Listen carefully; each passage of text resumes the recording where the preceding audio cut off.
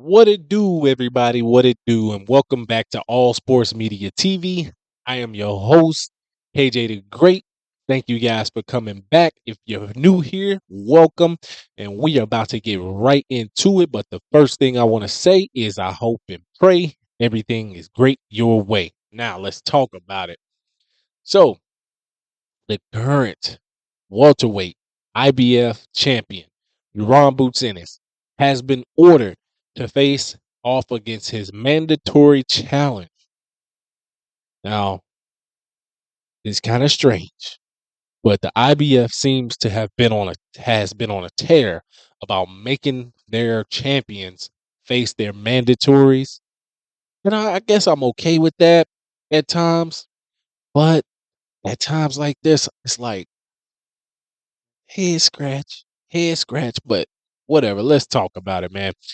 Jaron Ennis, as we all know, he was elevated to full champion status after Terrence Crawford was stripped of his title. Um, 2 months after his biggest win over Errol Spence Jr. Jaron Ennis is 32 wins, no losses, no draw, with 29 wins by way of knockout. He last stopped David Avanesian in the fifth round of his fight. Avanesian, he's kind of in the journeyman status. They took that fight, and it was kind of a play on where he would be if he were to step into the ring with Terrence Crawford. So we all knew that was going to come. Now, the one thing that is the head scratcher about this mandatory is it's a man that he's already faced, Karen Chukhadzhian. He is 24 wins, 2 losses, no draws, with 13 wins by way of knockout. They fought before, and they fought to a excuse me, they fought to a unanimous decision in favor of Jaron Ennis. Um, a lot of people were disappointed in that type of fight because Jon Ennis was at that time calling out Errol Spence. He was the mandatory for Errol Spence at that time, calling out Terrence Crawford because he wanted those type of fights. He felt like, those were the type of fights he needed to reach that next level. But we all know that those two were tied up, so it wasn't going to happen. Now, Karen Chukhadzhian, he came out early in that fight with Jon Ennis. Looked he looked like he was, gonna present a challenge, but it after 4 or 5 rounds, it just seemed like he was there to survive. He became reluctant to engage and let his hands go at times. Um Jaron Ennis, for his fault, he was following him around instead of cutting the ring off. He just wasn't doing the things that we've seen him do in other fights prior. So that was kind of a downfall on him. Now, to uh Karazin's Karen Chua Karazin's credit, he didn't get knocked out, but it wasn't a good showing. Now, since that fight, he's got 2 KOs and a unanimous decision.